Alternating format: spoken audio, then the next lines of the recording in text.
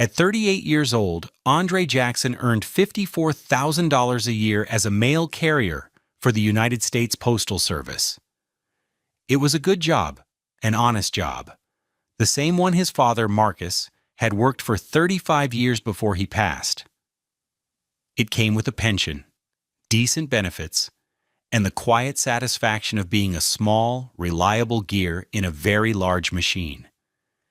He lived in a modest duplex in Fraser, Memphis, a neighborhood of hard-working families and chain-link fences where the drone of cicadas was the soundtrack to summer evenings.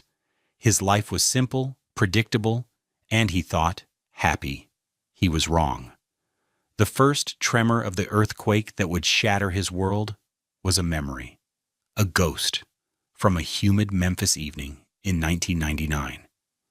Andre was 22, his heart so full of a girl named Janelle that he felt it might burst. Janelle was brilliant, ambitious, with a laugh that could light up a room and eyes that saw a future far grander than a mail carrier's salary could afford. He was going to marry her. He sat on the worn floral sofa in his parents' living room, the one with the permanent indentations from years of his father's frame, and announced his intentions.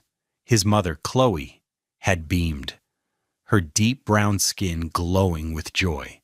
But his father, Marcus, a quiet, deliberate man whose hands were as calloused as his wisdom was deep, had simply nodded. Later that night, after Chloe had gone to bed, and the only sounds were the ticking of the grandfather clock and the distant wail of a train, Marcus called him into the small, cluttered room he used as an office. The room smelled of old paper, pipe tobacco, and the faint metallic scent of the sorting machines from the post office. Marcus sat at his sturdy oak desk, a relic he'd bought for $50 at a government surplus auction 20 years prior. He pushed a plain sealed manila envelope across the polished surface. It was thick, heavy with unseen contents. "What's this, Pop?" Andre asked, picking it up. His father's name and address were written in the corner in his neat, blocky script. Marcus leaned back in his creaking chair. He was a tall, proud black man, his posture still ramrod straight even after decades of hauling a heavy leather mailbag. "You're going to marry that girl? I can see it in your eyes. And when you do, you're going to want to join everything up. Your lives, your homes, your money." He paused, his gaze unwavering. "I'm not telling you not to marry her. Love is its own country with its own laws. But I'm telling you this. Do not sign for a joint checking account. Not at first." Andre frowned. "Pop, that's what married people do. It's about trust." "Trust is a house you build, son. You don't just walk into it on the first day," Marcus said, his voice low and serious. "You keep your own account, where your check goes. You have a house account for bills that you both put money into, but your own money, from your own sweat, that stays yours. Her money stays hers. You see how it works for a year or two. You see the character." He tapped a finger on the desk. "This world values a man's name more than his soul. Your credit, your reputation, that's your name in the language this country speaks. You don't hand it over to anyone, not even the woman you love, until she's proven she values it as much as you do." He gestured to the envelope in Andre's hand. "In here is a lesson. You might never need it. I pray you don't. But if a time comes when you feel a deep unease, when things don't add up and you can't figure out why, you open this, not before." His eyes were dark and serious. "Promise me, Andre. Don't open it unless you have to. And don't sign that paper until you're sure. Trust me." Andre, young and idealistic, thought his father was being old-fashioned, cynical. He saw Janelle as his partner, his equal. The idea of keeping their finances separate felt like planning for failure, but he loved and respected his father more than anyone. "I promise, Pop," he said, tucking the mysterious envelope into his jacket. He didn't sign for a joint account right away, but a year into their marriage, worn down by Janelle's persistent arguments that he was being secretive and distrustful, he finally relented. He forgot all about the envelope, tucking it away in a fireproof lockbox with his father's old service medals and his own birth certificate. He had no idea he was sealing his own fate. Now, 16 years later, sitting in the sterile quiet of his small kitchen, the devastating truth was beginning to dawn. How could he have been so blind? This was a question he would ask himself 1,000 times. But for now, it was a low hum beneath the roaring siren of immediate crisis. The life he had built, the simple peace he had cherished, was a lie. And the proof was waiting on his laptop screen. Do you remember a time when someone gave you advice you ignored, only to regret it years later? Let us know in the comments below, and don't forget to subscribe to Love Beyond Pride for more stories about finding strength in the face of betrayal. The facade of their life together was a carefully constructed stage play, and Janelle was its tireless director. Andre, he now realized, was merely an unwitting actor, reading lines he didn't know were written for him. Their Fraser duplex was a constant source of friction. To Andre, it was home. It was 2 bedrooms, 1.5 baths, with a small patch of grass out back where he'd set up a rusty, $120 charbroil grill. The mortgage was $850 a month, a comfortable figure on his salary. He'd painted the living room a warm tan himself, spending a weekend carefully taping the edges and feeling a surge of pride at the result. To Janelle, the duplex was a prison of mediocrity. "This place is so small," she'd say, her voice laced with a gentle pity that felt sharper than any insult. "Don't you want more, Andre? Don't you want to live somewhere like East Memphis?" East Memphis was her promised land, a glittering collection of sprawling brick homes, exclusive boutiques, and restaurants where a single plate of food cost more than Andre's weekly grocery budget. Her friends lived there, women she'd met through her part-time job at a high-end clothing store, a job he thought was for fun money, but now understood was for reconnaissance into a world she desperately wanted to inhabit. Their financial discussions were a recurring one-act drama. Andre was a saver, a habit drilled into him by his father. He put away $300 a month into a separate savings account, a rainy day fund that had grown to a respectable $21,000 over the years.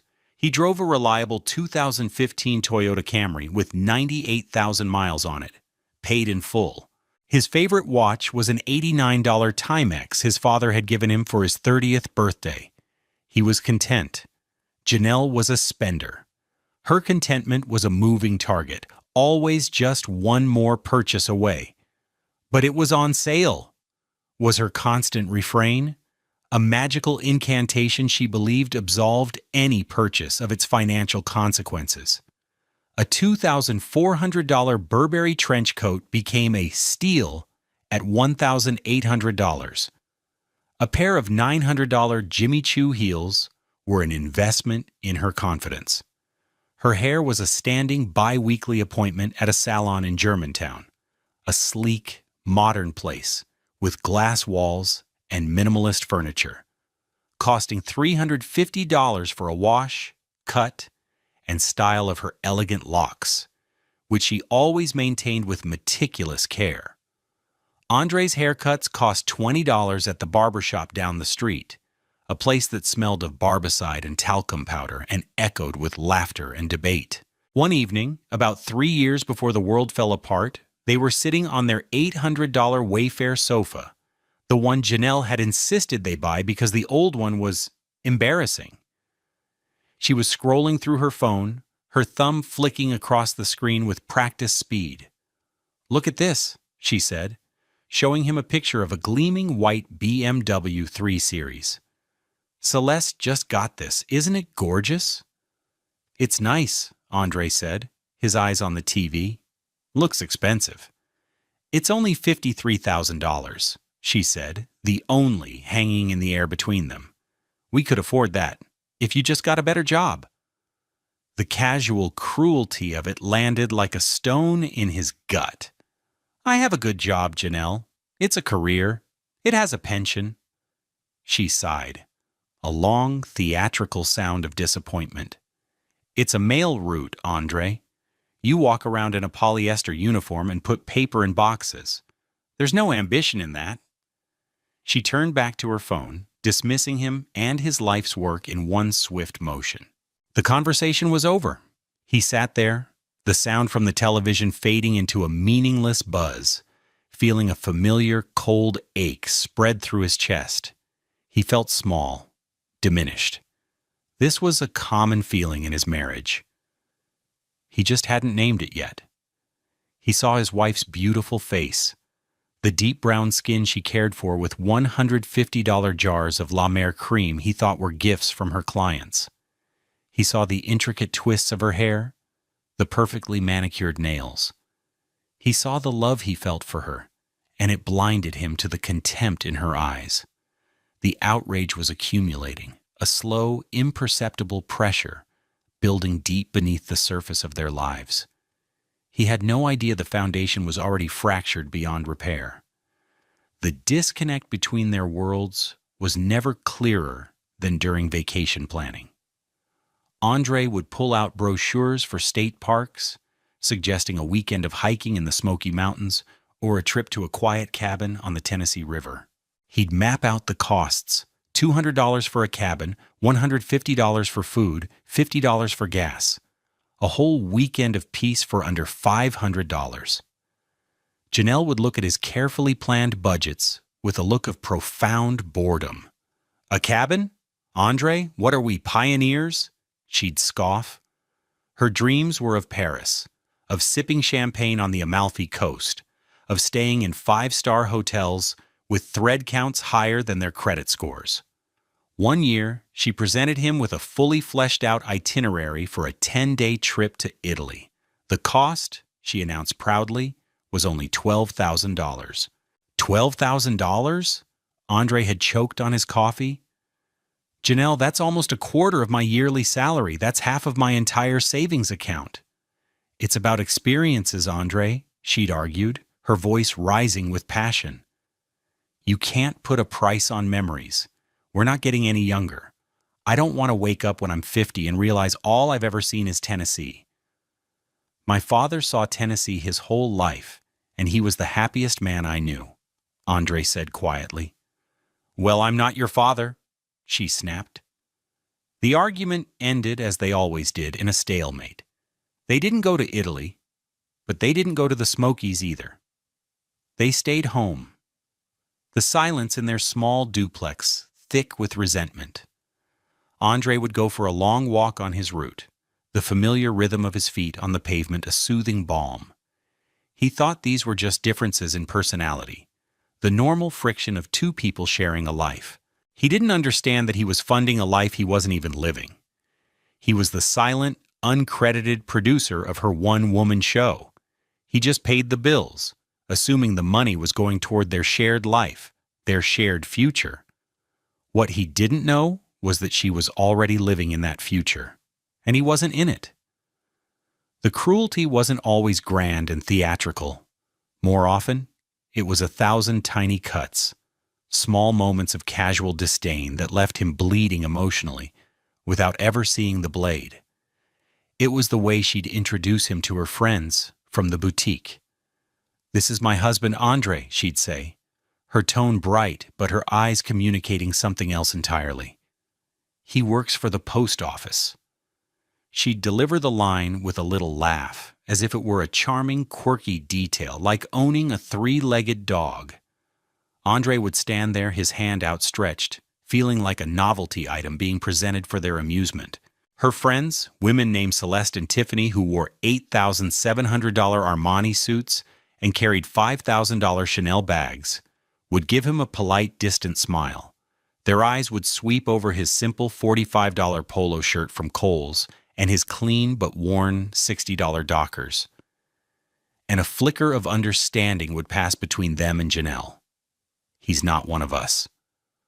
The conversation would then immediately pivot to topics he couldn't possibly contribute to. The nightmare of finding good contractors for a kitchen remodel that cost $100,000, the pros and cons of vacationing in St. Bart's versus Mykonos, the outrageous price of horses. Andre would stand silently beside his wife, a ghost at the feast, nursing a beer and counting the minutes until he could go home to the quiet comfort of his duplex. One time, they were at a dinner party at Celeste's sprawling East Memphis home, a 6,000-square-foot palace of glass and white marble. Andre, feeling deeply out of place, had tried to make conversation with Celeste's husband, a surgeon named David. He talked about his passion, a small side hustle he dreamed of starting, restoring and custom painting vintage sneakers. He explained the intricate process, the joy of taking a beaten-up pair of Air Jordans and making them a unique piece of art.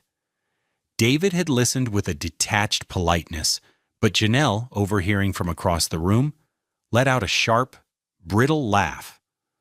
"Oh, Andre and his little shoes," she said, loud enough for everyone to hear. "It's so cute. He sits in our garage for hours with his little paint brushes. He wants to make it a business." She said the word business with such dripping condescension that it sounded like a child's fantasy, like wanting to be an astronaut or a dinosaur. The small circle of people around her chuckled politely. Andre felt his face burn with a hot, dark shame. He looked at Janelle, hoping to see a flicker of apology in her eyes, a sign that she hadn't meant it to sound so dismissive. But she was already turning away, laughing at something else, her back to him. In that moment, he felt utterly, completely alone, a stranger in his own life, married to a woman who saw his dreams as a punchline. The uniform she hated, the polyester suit of a mail carrier, suddenly felt like armor compared to the vulnerability of having his passion mocked by the one person who was supposed to protect it. The accumulation of these moments was slow, a steady erosion of his self-worth. He started to believe her narrative. Maybe his job was unambitious. Maybe his dreams were silly. He grew quieter, more withdrawn, retreating into the predictable safety of his mail route. The streets of Fraser became his sanctuary. The simple, brief interactions with the people on his route, a friendly wave from an elderly woman tending her garden, a dog barking excitedly at his approach, a child asking him if he had any mail for them, were the most authentic human connections he had all day. He didn't realize that his withdrawal was exactly what Janelle wanted. His silence was her freedom. While he was finding solace in the rhythmic slap of letters hitting the bottom of mailboxes, she was busy building a separate life, funded by his labor and his trust. She counted on his lack of attention to detail, his simple faith in her. She had once said to her friend Tiffany on the phone, a conversation Andre half overheard while cleaning his grill, "Oh, Andre?" He never reads the statements anyway. He just sees the final number, and as long as it's not negative, he's happy. They had both laughed, a sound that Andre, at the time, had mistaken for simple joy. He didn't know they were laughing at him. The most cutting incident, the one that should have been a blaring fire alarm, happened 6 months before the discovery. It was their wedding anniversary. Andre, wanting to do something special despite their tight budget, had spent all day cooking. He wasn't a fancy chef, but he could make a few things his mother had taught him. He made her favorite, shrimp and grits, a rich, creamy version with smoked sausage and sharp cheddar cheese.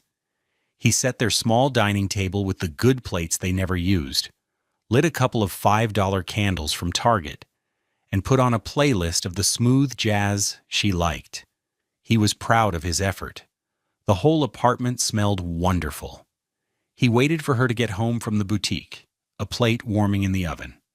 She walked in at 8:30 p.m., 2 hours late, holding a new shopping bag from a store he didn't recognize. "Hey, honey, happy anniversary," he said, his smile faltering slightly when he saw her expression. She looked tired and annoyed. "Oh, right. That's today, she said, dropping her keys and the bag on the counter. She wrinkled her nose. What's that smell? I made dinner, Andre said, his pride deflating like a popped balloon. Shrimp and grits. Your favorite. She peered into the dining room at his carefully set table. Andre, that's sweet, but I'm exhausted. And grits? It's so heavy. She opened the shopping bag and pulled out a sleek black dress.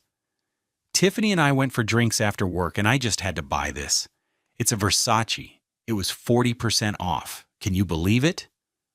The dress was probably worth 3 months of their grocery budget. She didn't even glance at the food. She didn't acknowledge the effort. She just yawned and said, I think I'm just going to have a salad and go to bed. Long day. Andre stood in his kitchen, the smell of garlic and shrimp suddenly nauseating. He looked at the 2 plates, the flickering candles, the love he had tried to express through the simple act of cooking a meal. He felt a profound and desolate emptiness. It wasn't just that she didn't want the dinner, it was that she didn't see him. She didn't see the effort, the care, the man who was trying, in his own simple way, to love her.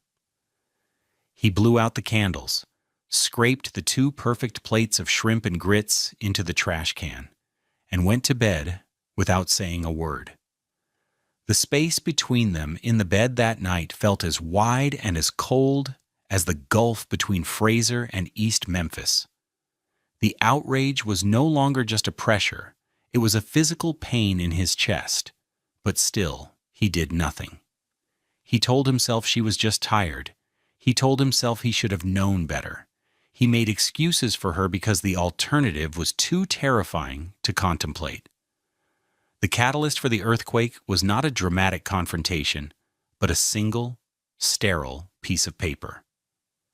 It arrived on a Friday afternoon, a thin envelope from a local credit union tucked between a flyer for a pizza place and a utility bill.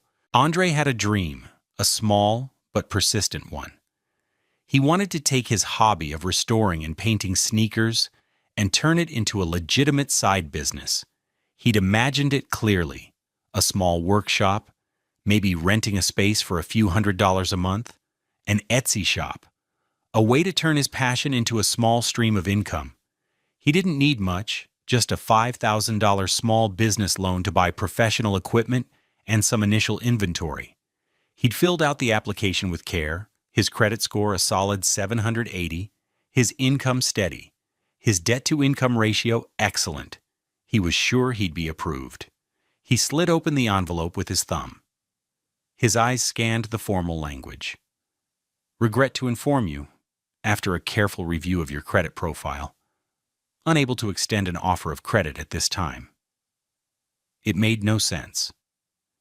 He sat down at his cheap $150 IKEA desk in the corner of the living room, the letter trembling slightly in his hand.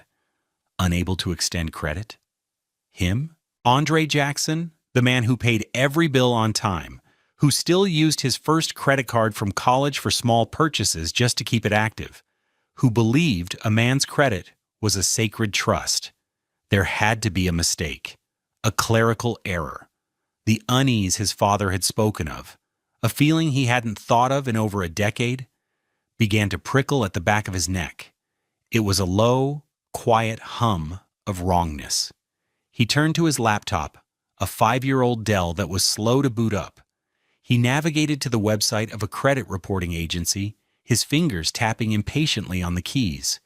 He paid the $29.95 fee for an instant, comprehensive report from all 3 bureaus, Experian, Equifax, and TransUnion.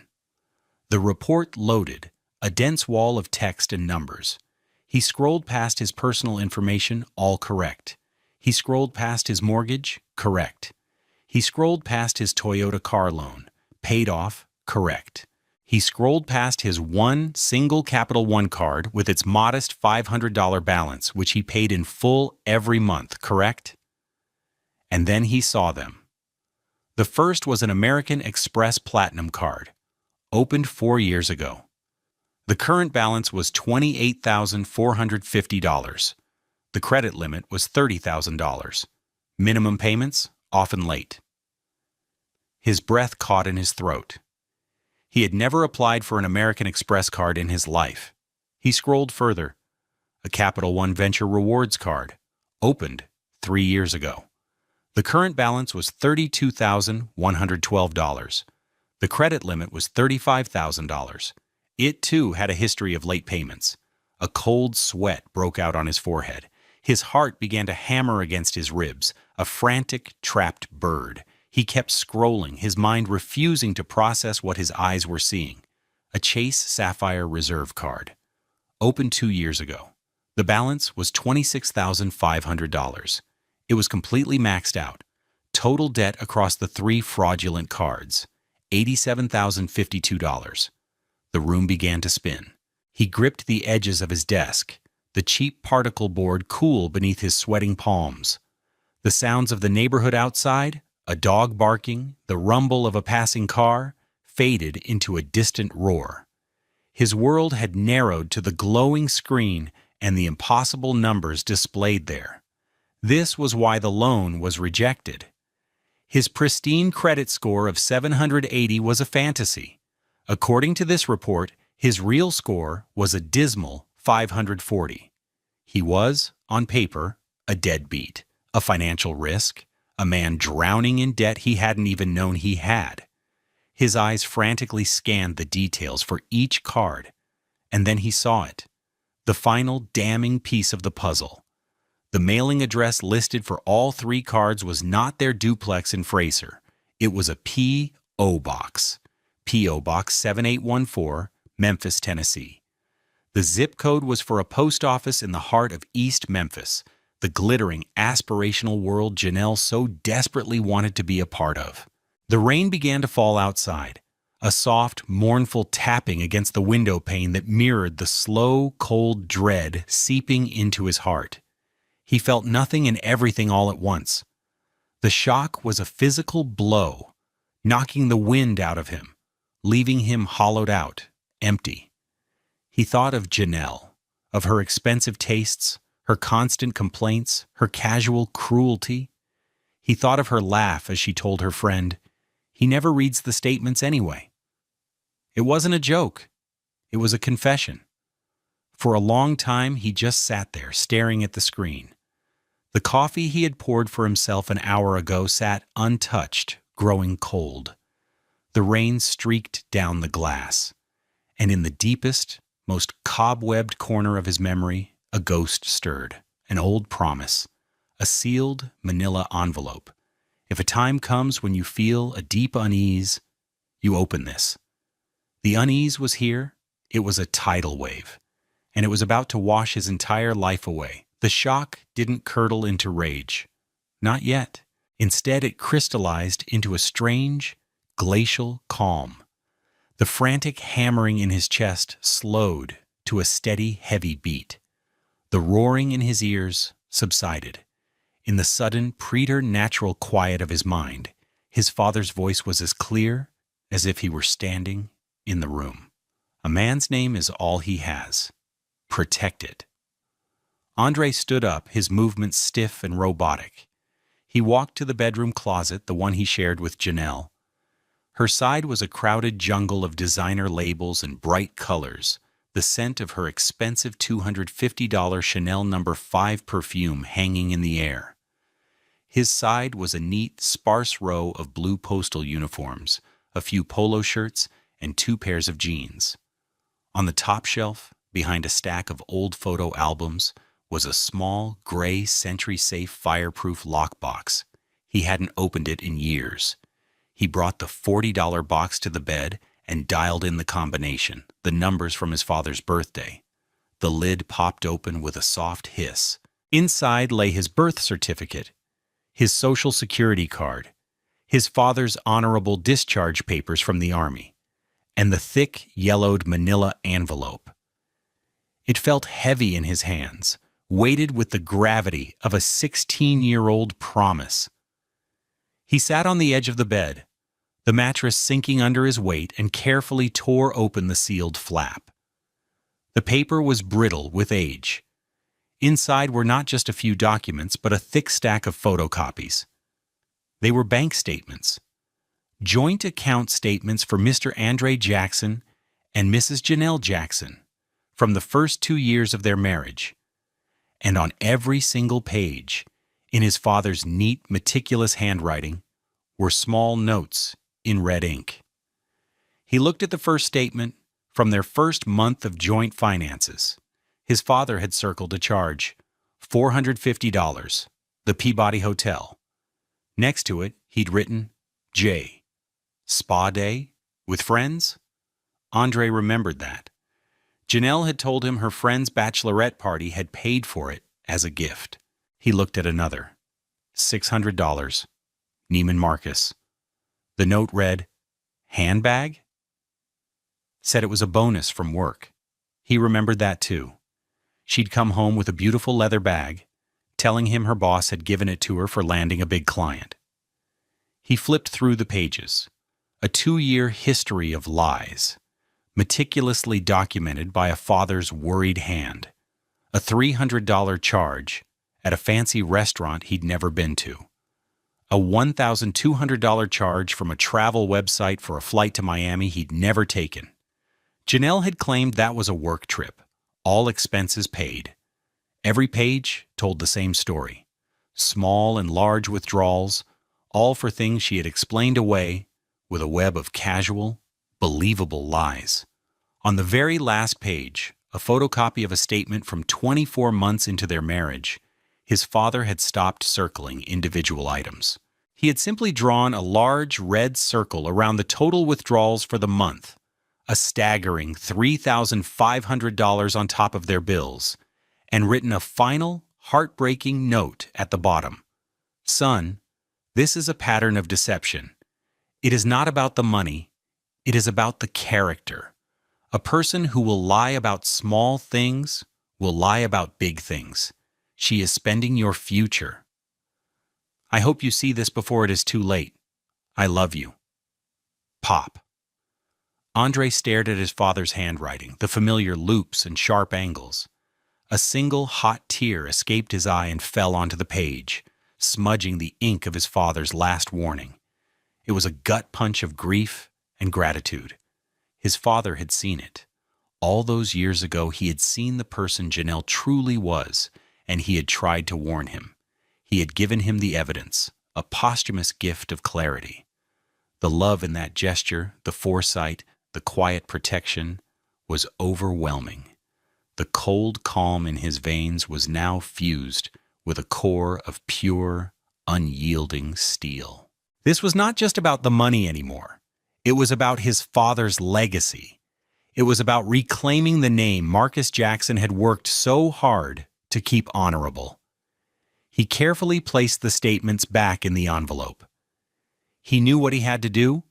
There would be no yelling, no screaming, no satisfying, dramatic confrontation. That was her style, not his. His father was a man of quiet action, of strategy. Andre would be the same. He would honor his father by being methodical, precise, and utterly relentless. He would play the part of the happy, almost oblivious husband one last time. He would let Janelle believe her long con was still working, while he dismantled her world piece by piece in the shadows. He had made a critical mistake by trusting her. She had made a critical mistake by underestimating him. When you're faced with a deep betrayal, what gives you the strength to move forward? Is it anger, a sense of justice, or the support of loved ones? Share your thoughts with the community in the comments. The week that followed was the longest of Andre's life. He moved through his days in a state of hyper-awareness, a secret agent in his own home. Every word from Janelle, every gesture, every sigh of feigned boredom was now filtered through the lens of his newfound knowledge. It was like watching a movie for the second time. All the clues and foreshadowing were suddenly obvious. On Sunday morning, she came into the kitchen while he was making coffee. She was wearing a $400 silk robe he'd once thought was a gift from her mother. She looked at his simple drip coffee maker with disdain. I saw a Nespresso machine at Williams-Sonoma yesterday, she said, pouring herself a glass of filtered water from the $80 Brita pitcher. The Virtuo Plus model. It's only $229. It would be so much nicer than this diner coffee. A year ago, he would have felt a familiar pang of inadequacy. He would have mumbled something about their budget and felt small. Today, he just smiled, a calm, placid expression he had practiced in the bathroom mirror. "Maybe for your birthday, honey," he said, his voice even. "We should probably stick to the budget for now." He watched her face for a reaction. A flicker of annoyance crossed her features, quickly masked. "Fine," she said, turning away. It was a small thing, but it was a test. And she had failed? He knew that if he had agreed, she would have gone out and bought the $229 machine, and the money would have vanished from their joint account. Another drop in the ocean of her secret spending. That was the first lie. The lie of omission. He was playing dumb, and it was agonizing. Every normal interaction was a performance. He had to act like the same simple, trusting Andre she had known for years. He had to sit on the sofa with her in the evenings, watching television, while his mind raced, cataloging evidence, planning his next move. He had to kiss her goodnight, the touch of her skin feeling alien and cold, while inside he felt a roiling mixture of fury and grief. The second test came on Tuesday. He was getting ready for work, pulling on his blue postal uniform. Janelle was sitting at her vanity, a piece of furniture that cost more than their refrigerator, meticulously applying a $60 tube of Dior mascara. "You know," she said, not looking at him, "Celeste's husband just got a big promotion. He's a senior partner now. They're looking at a vacation home in Florida, a place in Destin." Andre paused, his hand on a stack of letters he needed to sort. This was another one of her games, the compare and despair game. "That's nice for them," he said, his voice a perfect imitation of his usual mild tone. "His salary is probably triple yours now," she continued, leaning closer to the mirror to perfect her eyeliner. "It must be nice to not have to worry about money, to just buy things." He wanted to scream. He wanted to hold up the credit report and shout, "We wouldn't have to worry about money if you hadn't stolen over $100,000 from us." But he just took a deep breath. This was part of the plan. Gather evidence. Do not engage. "Yeah, must be," he said.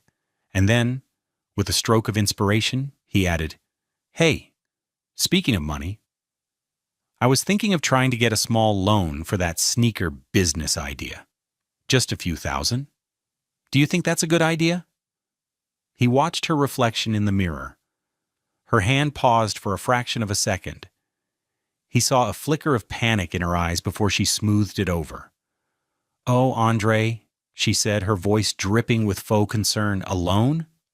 That's so risky. And your credit, with our mortgage and everything, I'm not sure we'd get approved. Maybe you should just keep it as a hobby." It was the most damning thing she could have said. Your credit, she knew.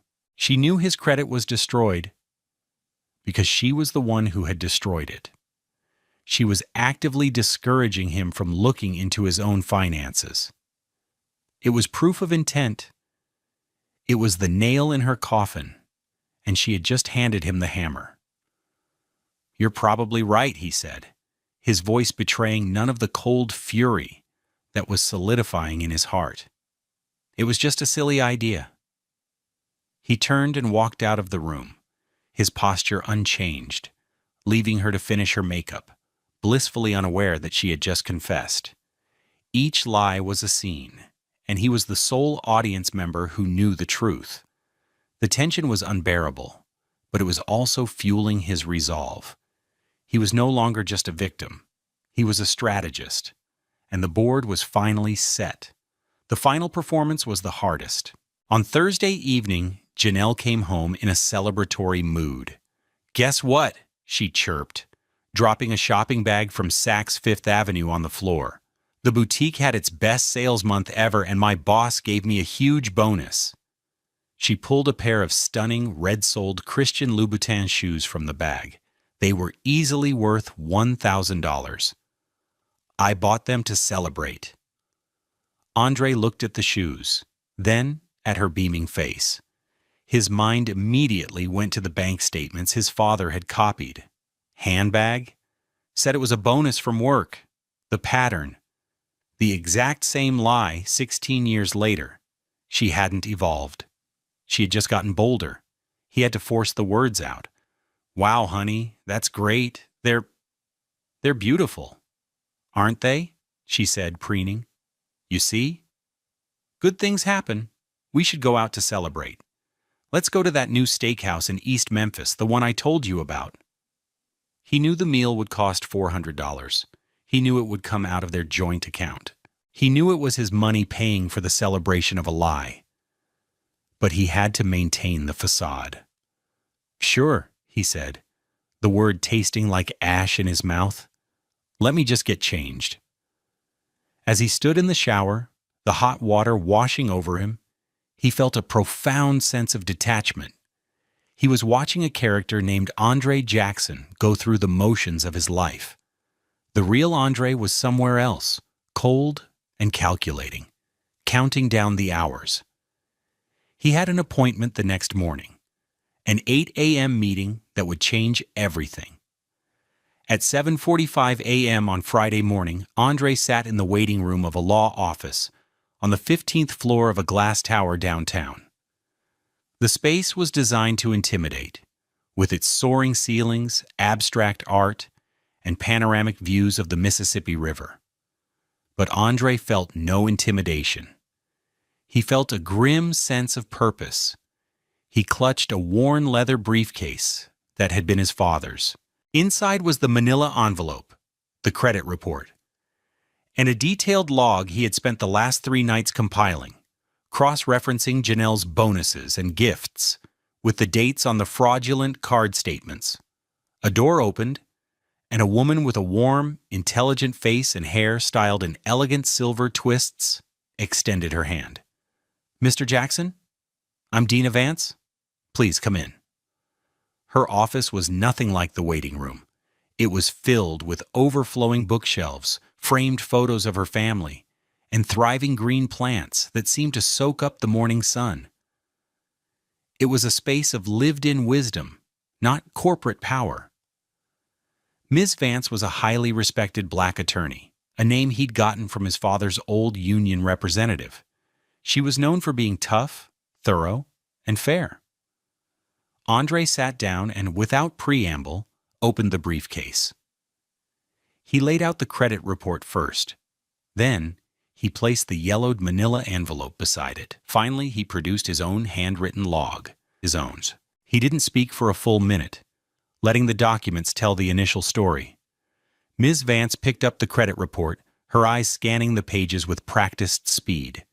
She put on a pair of stylish, black-rimmed reading glasses and leaned in, her expression growing more serious with each line.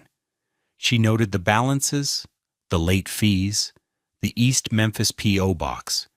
Then she opened the manila envelope and began to read through the statements photocopied by his father. She read Marcus Jackson's final, heartbreaking note. She looked up at Andre, her eyes full of a deep, professional empathy. Your father was a very smart man, Mr. Jackson, she said quietly. He gave you a roadmap. I didn't know how to read it, Andre said, his voice thick with emotion for the first time that morning. You were young and in love, she said, her tone gentle but firm. You are not the first man to be blinded by that, and you will not be the last. But you are here now, and what we have here, she tapped a perfectly manicured finger on the stack of papers, is not just grounds for divorce. This is a textbook case of financial infidelity and felony fraud.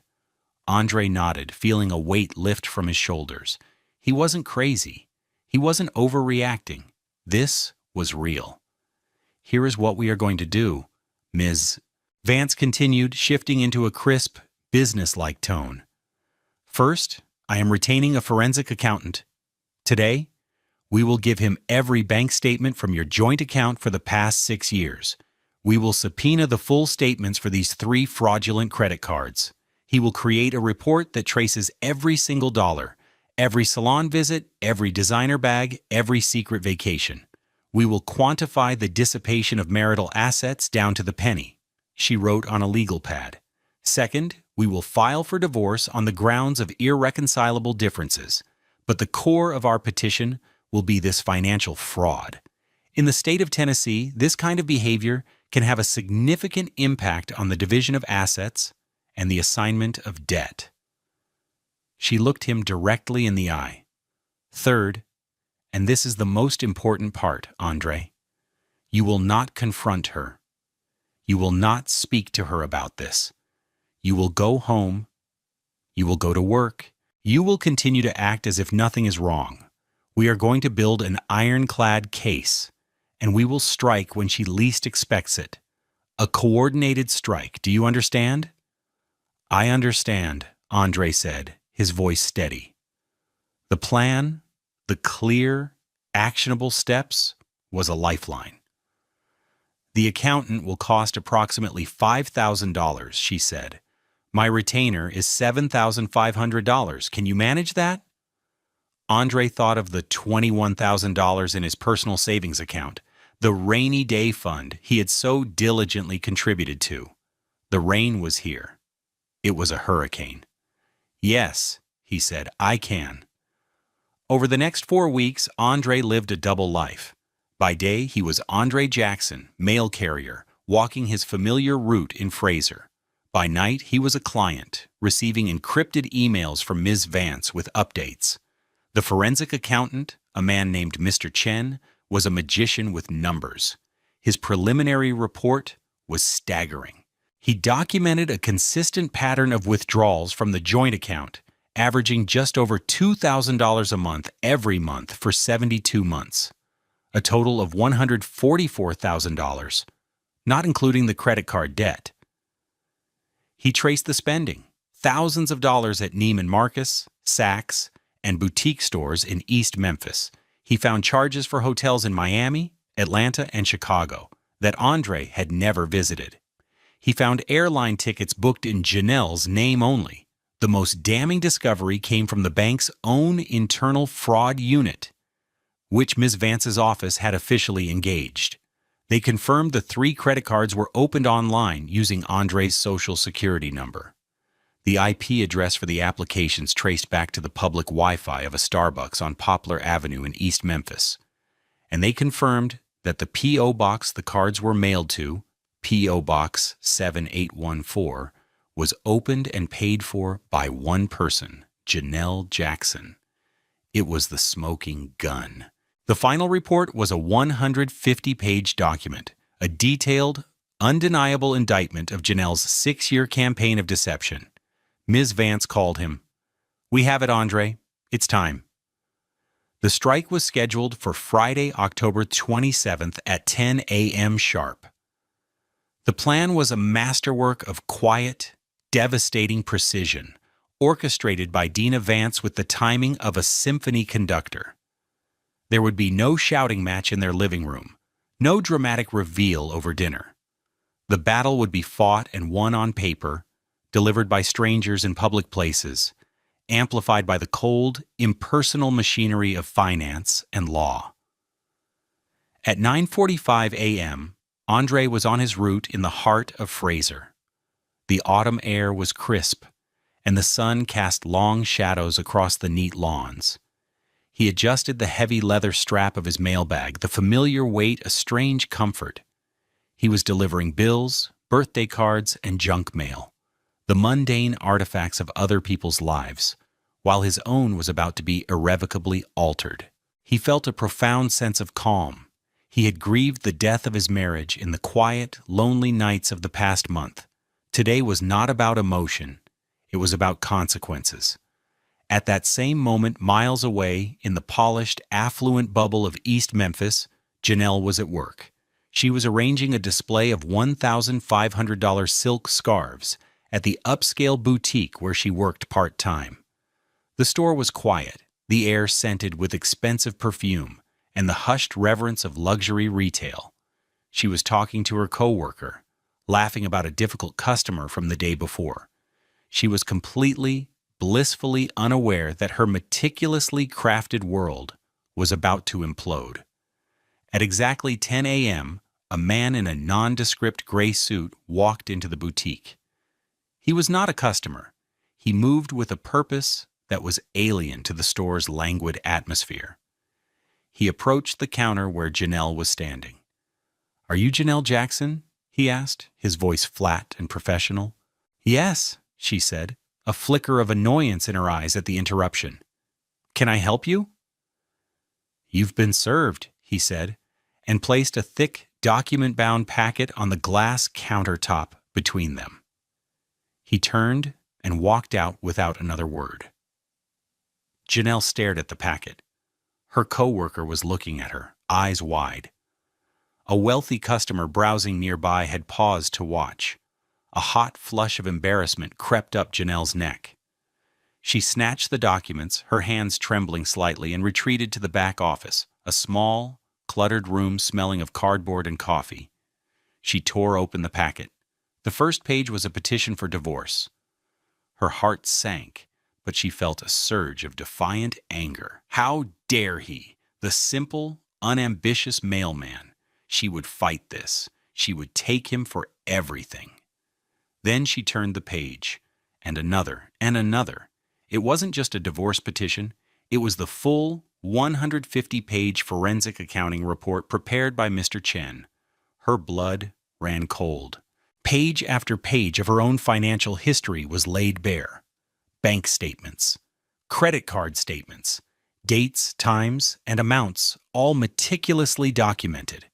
The $2,400 Burberry coat, the $900 Jimmy Choo heels, the secret trips. It was all there, in black and white, her secret life excavated and put on display. Her carefully constructed facade crumbled in an instant. Her face, a canvas for expensive creams and cosmetics, went chalk white. At 10:05 a.m., as she was still reeling from the shock of the report, her phone buzzed. It was an automated email from her bank. The subject line read, "Urgent. Action required on your account."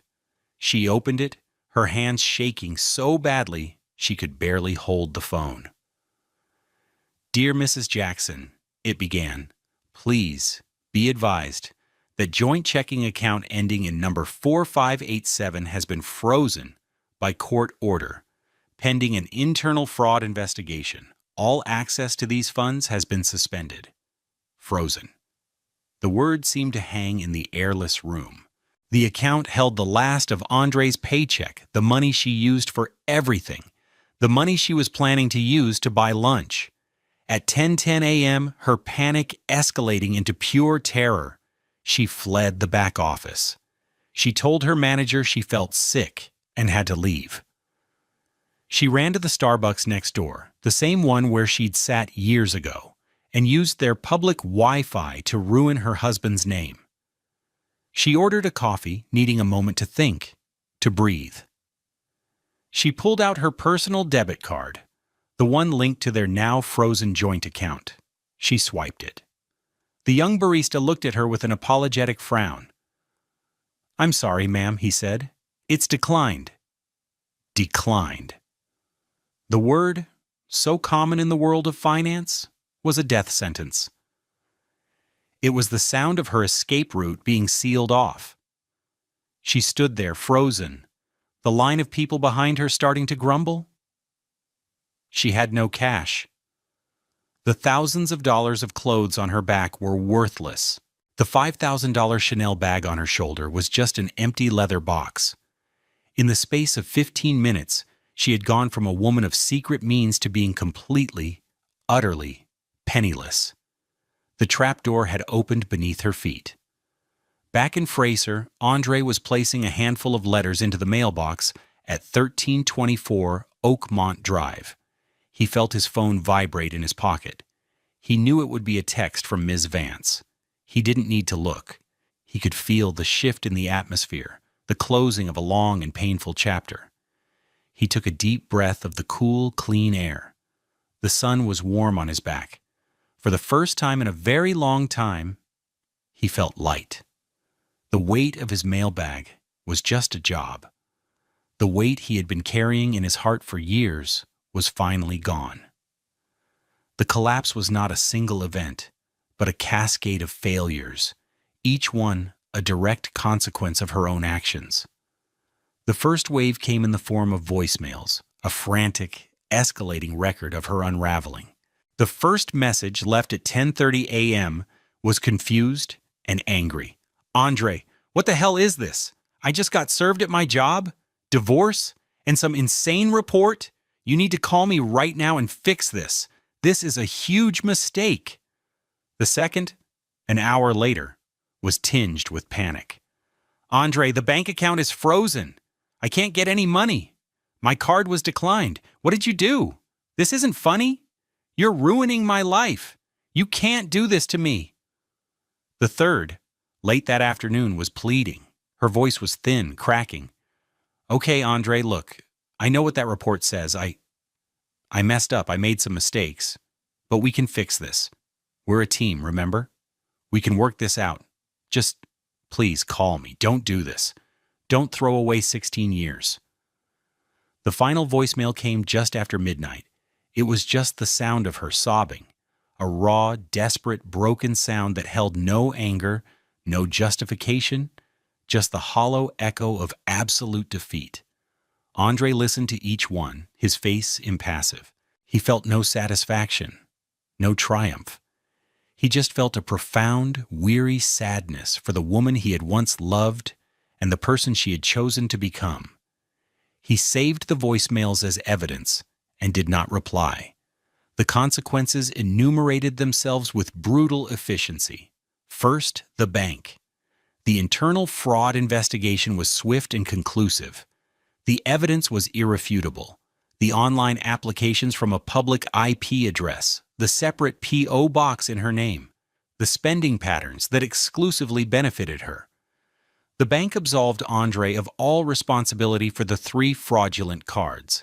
The full debt of $87,052, plus accrued interest and late fees, which now totaled $103,489, was legally assigned to Janelle alone. Her name was blacklisted, her credit score vaporized.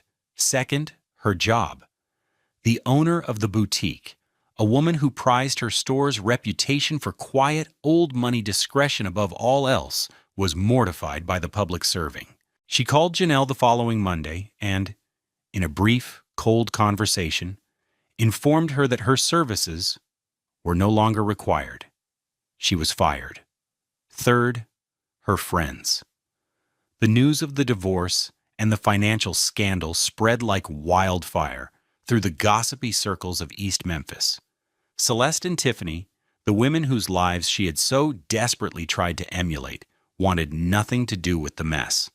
A woman who was not only broke, but publicly disgraced, was a liability. Their calls went unanswered. Their invitations stopped. The world she had paid so dearly to enter had cast her out without a second thought. Fourth, the divorce. The court hearing was a formality. Dina Vance presented the forensic accounting report. The judge, a stern, no-nonsense woman in her 60s, read the summary with a deepening frown. She looked at Janelle, who sat slumped and defeated at her table with a court-appointed lawyer.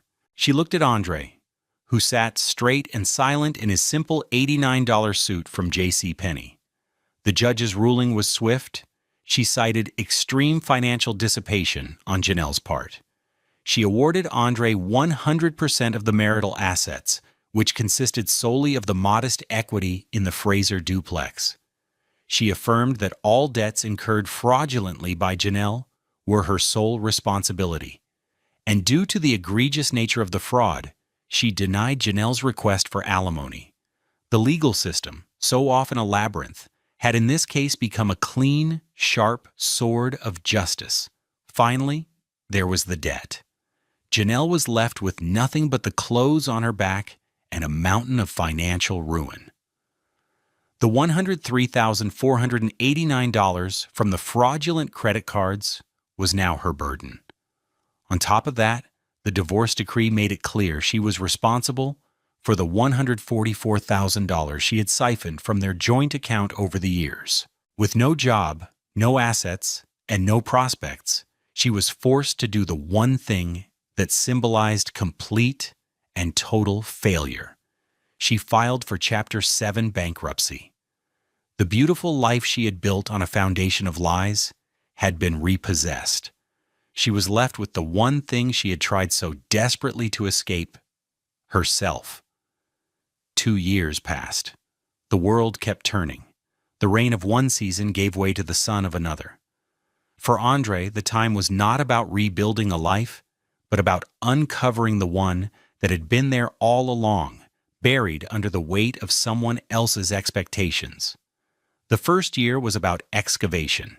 He worked overtime, taking every extra shift he could. He lived frugally. His habits naturally aligned with a tight budget. He funneled every spare dollar toward the mountain of debt Janelle had created. It wasn't his legal responsibility. The court had made that clear. But it was his name on the original reports. His father's voice echoed in his mind. A man's name is all he has. Paying it off was an act of personal honor, a way of cleansing his own history. It took him 22 months of relentless work and sacrifice, but one Tuesday afternoon, he made the final payment. He logged into his credit report, the same website that had once brought him to his knees. His score was now a pristine 810. He had reclaimed his name. He never started the sneaker business. The experience had left him with a deep aversion to financial risk. The dream, once a source of joy, was now tainted with the memory of mockery and betrayal.